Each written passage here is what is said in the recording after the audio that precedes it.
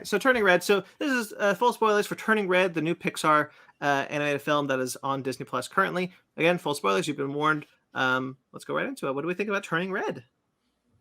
I loved it. Ben? I loved it too. I also really loved it. I thought this was a lot of fun. Yay! I'm not surprised. It's Pixar. Yeah. I mean, I liked Soul a lot, but I didn't love Soul. I liked Luca a lot. I didn't love Luca. As part of me was kind of thinking, like, am I just aging out of the Pixar kind of ideal? But I really loved this. I thought this was really good. I think the animation's exceptional. I think they did such a good job creating a world that felt wholly unique from other Pixar worlds, but still felt like I can tell Pixar made this. But it doesn't feel like any world they've been to before, or the way that they've made a movie before. Like, there's a lot of the way it's very anime inspired with a lot of its animation cuts specifically to people's faces and getting tight on them and things like that. I just adored it animation wise. And I think the characters are all really good. I like the story behind it. I think it's got a good heart and a good message. I'll be honest, I feel like it's missing something, and I've been thinking about it since I watched it, and I can't put my finger on it. I really couldn't tell you what it is, but I feel like there's just something there. For me, it was a little frustrating because I knew where the story was going to go. It's not that hard to figure out that the idea is that she needs to be accepting of herself and the panda within her. I almost wish that the end had made it so that maybe not all of them, but like more of the family kept their panda. Like maybe the mom kept her panda too. Maybe not the mom because that's a really big panda, but like someone like the grandmother. When the mom was going through, it was like, this has turned into a kaiju movie really quick. This is like, wow, okay. I feel like I hear you, but I feel like that would cheapen the importance of May's choice. Yeah. Because it's a choice she's making about who she's going to be. And they are who they are at the point that they're at. Like, you can change as a person, sure, but you can't like fundamentally alter a decision like that. Right. Like they made a decision about the parts of themselves they were going to embrace and the parts of themselves they were going to leave behind. And that on like from the context and lens of what it's saying is about like growing up, you can't alter that when you're in your 50s and above. You can't change how you grew up. So I think that I hear you. I kind of get how like it would have been cool if May could have like, I think she still broadened their concepts of their relationship with the pandas, but can't change the fact that they have to part with their pandas. Yeah, no, I totally see what you're saying. It's not necessarily a break the movie thing for me. It was just kind of a thought that I had at the time because I felt like the story was about learning to accept all parts of you, and I took it as like the panda was a repressed part of them. And so like having maybe some of them accept it, at the end of it, it's kind of like coming into your own so late in life. Yeah. I want to be clear, like I'm not attacking your point. I thought about this too. And I think that the reason why I like the decision so much is because the mother still has fear.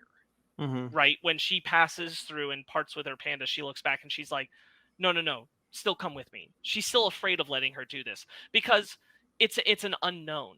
And I think that that's a part of like the letting go as a parent and embracing who your child is choosing to be as well, and supporting them.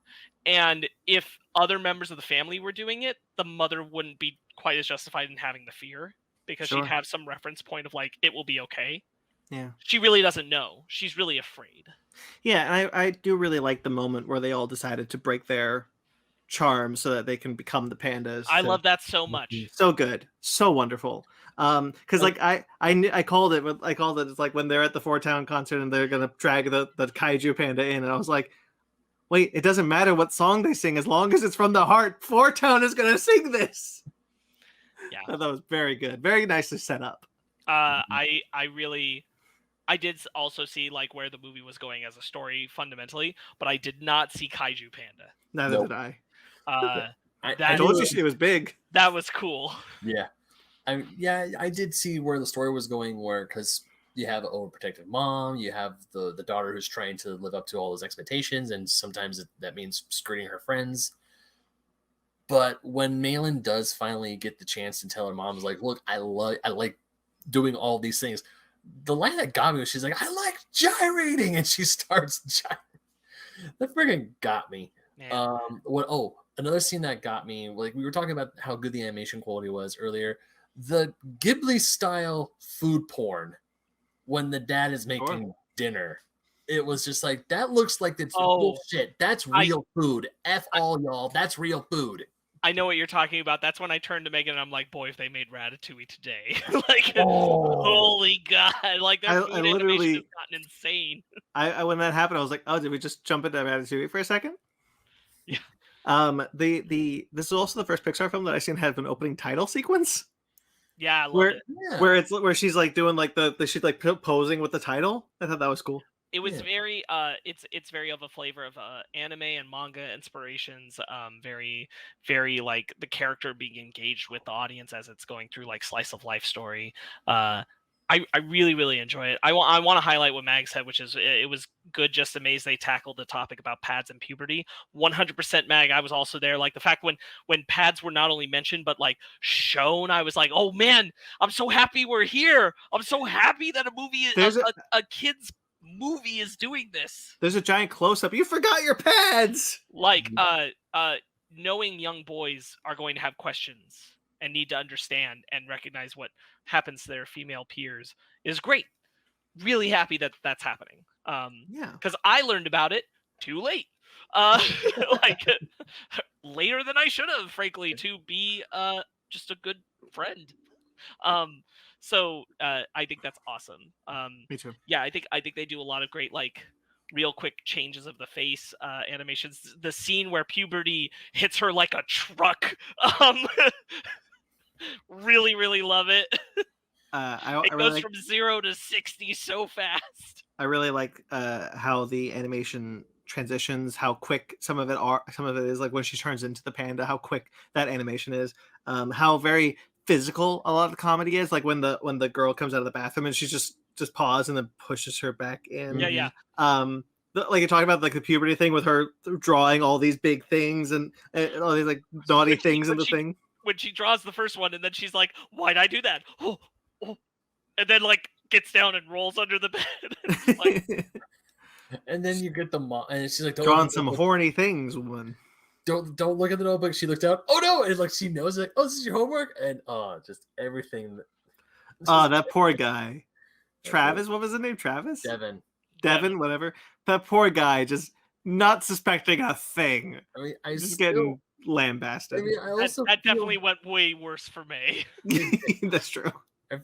Like this whole movie, I feel so embarrassed for Mei Lin.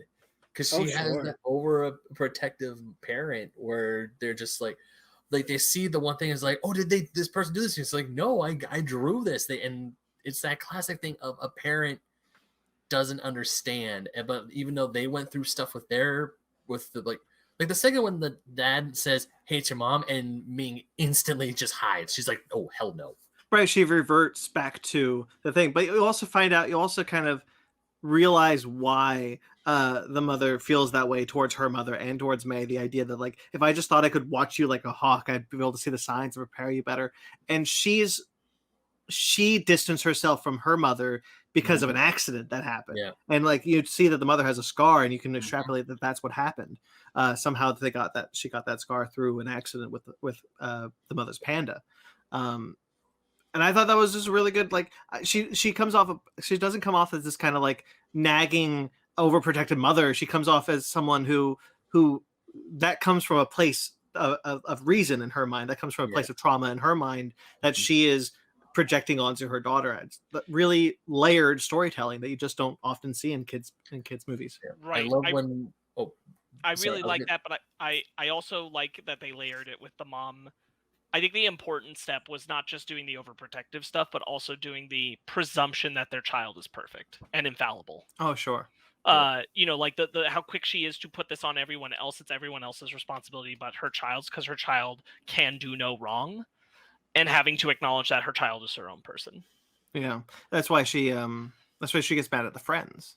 Right. Exactly. Yeah. Exactly. Like, really glad that not only did it happen in that scene, but it was cemented, when she goes to Devon, when she talks about these other things, like those are people who are going to manipulate and bad influence you, and you'll make bad choices because of them, but you won't make bad choices because you make bad choices. Yeah, and that's what the fight sequence it's almost a fight sequence. That's what that's about, where she's telling herself like, I like these things, I do these things, I am my own person. Right. And that's heightened by this kaiju battle. Yes. Even once in the epilogue where she says, "My panda, my choice."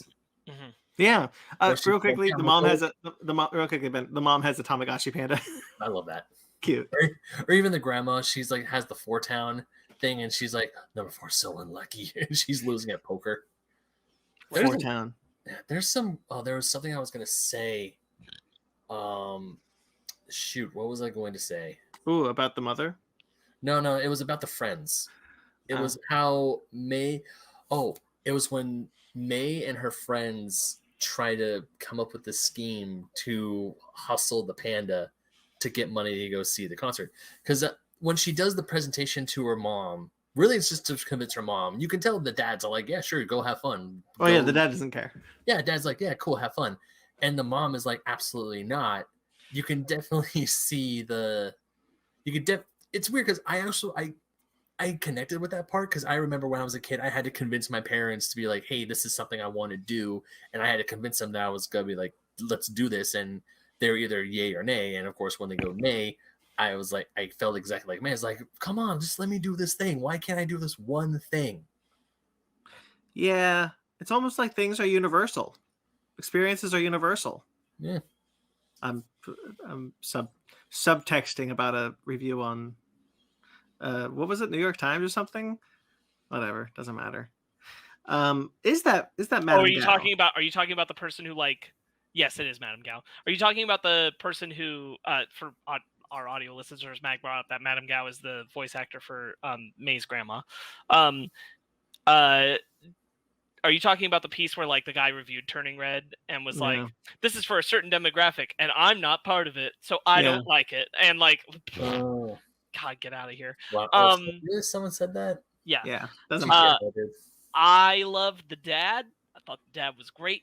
I love all the little bits with him. I love the emotional beat with him where he's like, I love this. When he finds the video camera, I thought that was really sweet. Yeah, but sweet. But I really love one of my favorite bits with the dad is when she's like, why don't you stay here with dad? And he's like, oh. And then she's like, no, we're gonna go now. And he's like, oh. He gets so happy. He's like, oh. He's not even just happy, like surprised. He's like, oh. I enjoyed his energy so much. I love the friends. Abby is too much at all times, which I thought was really entertaining. Funny enough, Abby's my favorite. You know why, Ben? It's because she's exactly like the mannish voice girl in the Pink and Purple from Gravity Falls. Yeah. It's that same energy. Speaking of LGBTQ, though, one of her friends is definitely a lesbian. Yeah. Or bi, at least. Yeah. And they it's unfortunate how that probably ended up like that. Priya, right? Priya, yeah. The one who's like straight faced, who's like has monotone and reads the vampire books. Yeah. Yes. Yeah. Also, I just love when this movie is based on, or where this movie takes place in 2002 in Toronto. Like you see, like the old text phones were like the old school text messages. Yes, I thought it was so interesting to set this in 2002. Obviously, some amount of like wanting to incorporate personal experience, but like, I really liked that. I liked that like it wasn't that it was like set in a specific time. It felt nice. It just felt nice. It's a period piece, and I really hate that. Why do you hate that? It's 20 years ago, man. I was 12. Yeah, that's true. I'm 31. Yeah. We were close. We were closer to May's age. That's true. We were 11 turning 12 that year. Yeah, it's kind of like Harry Potter, our period films at this point. It's one of those things where, boy, aging's a bitch. Yeah. I did really love seeing the recreation of that era, 2002, the boy band with the Tamagotchi, with the flip phones, like all of it very relatable, very interesting to kind of revisit all that. And 4-town is, I'm a kid of the 90s. I love me some boy bands. Sure. And I was very happy to kind of get some good boy band music out of this. Yep. Hold up, before we go in, so Mag is in the chat saying Dad is the best cook. Yes, he is. And we were just talking about how the late 90s, early 2000s culture of boy bands and Tamagotchi and everything, and the video camera that May's dad brings out is just. Sparkz, you said it very well, that video camera moment is a very good emotional beat. I totally agree with that. Oh, I love it. Speaking of period pieces, I really like how representative this is of not just growing up, but of the female experience of growing up. And so I thought that was really well done. It's my pun. Me too. But I also meant it. I thought that it just did a good job of like speaking to the analogy of the female experience while also just a more universal growing up. Especially with parents who you kind of have to set a sense of separation and self-identity, and when that happens and how that happens, and recognizing when the value of your friends is important and when it isn't. And thought that was done really well too. Also, kind of like how Tyler becomes part of the crew at the end, or the group. Tyler's arc is very well done. Of just the bully turned supporter turned four townie. Yeah. He's trying so hard to hide it, and then it was like, "You're a four townie." He's like, because he knows he's caught. Yeah. The moment when May throws all her friends under the bus with her mom, heartbreaking. I turned to Megan and I'm like, this is Sea Monster all over again. Yeah. I just thought like they followed through on all the character arcs so well. I thought that the story was told really well. I love that animation. I think the comedy is really good. I don't know what the piece I think is missing, but there's a piece missing. Both the chases through the street with the panda running from the school and then running from the monastery to the thing. Very well animated. Love those moments. Awesome. Beautiful music. Ludwig Göransson is the guy who did the music. He did, for those of you who don't know, he's the Mandalorian, Black Panther. Brilliant. Yeah. Brilliant. That dude is getting mad Disney money, and good for him because he deserves it. He's good. Like the scene where May is going from her family's temple to the concert, and she's turning into the panda and out of the panda at will. Like she has control of it. It's like, you go, girl. You did it. You got it. Such good animation seeing the transformation between the panda and her, and how she like is like launched forward with when she's turned from the panda, and then really cool. I like this movie quite a bit, guys. Yeah, one more thing from Mag. Even happy James Hong is in it. James Hong is Mr. Gao. I always loved to hear James Hong. This movie's great. I just remembered. I definitely want to talk for a moment about the nightmare sequence. Oh yeah, straight out of A24 montage, like scaled down for children a little, but like definitely the kind of thing where I'm like, some kids have nightmares out of this, like 100%. This is some spooky shit. I completely forgot about that nightmare sequence until you brought it up, Sparkz, and I'm kind of mad at you for it now. The part where Devin's just the merman, like flopping, like, whoa, whoa. And then it cuts to like a worm cut in half, and then like I was like, you get like. Isn't part of like Four Town like their heads are part of sunflowers or something? Something like that. To be fair, it gets 24 level weird. To be fair, this is by the same director who did Bao. Yeah. Which is a pretty messed up short film. But a really good short film. Yeah. I like that one. I like it more in hindsight than I did probably when I watched it. Yeah. I think this was a great success for Pixar. I thought that like overall just a really pleasant experience. I think they fired on almost all cylinders with everything. Cool representation all around. Just really nice. Yeah. Like a nice big warm hug by the end. A big warm fluffy hug. Don't think we have much more to add. No, we got a whole other movie to talk about. I wish we got to see this one in theaters. Don't take like. Oh my gosh, me too. I wish I had gotten to see this in theaters so bad. I really want to watch it again. First thing I told Fanny, by the way, Fanny absolutely loved this movie. She was laughing throughout the entire film. I was curious. Yeah. The one thing I was telling Fanny, I was like, why wasn't this movie in theaters? I wanted to see this in theaters. Oh, you know why, Ben? You don't need to ask Fanny that. Because Disney said no. Because Disney's a dick. And Bob Chapek Bob Chapek is only concerned with growing Disney Plus and not concerned with growing anything else. Me. Okay. Yes, Mag, it is available at the El Capitan, limited time. For 1 week. Sure. For 1 week. And in Oakland. And the El Capitan, by the way, is not, IMAX compatible. Right. So, Right. why don't we rate it? What final thoughts and rate? So, Ben. God, I had a blast with this movie. I'm gonna give this another 10. 2 10s in a row for me. This movie was that good for me. I loved it. Very cool. Sparkz? I have to go with a 9.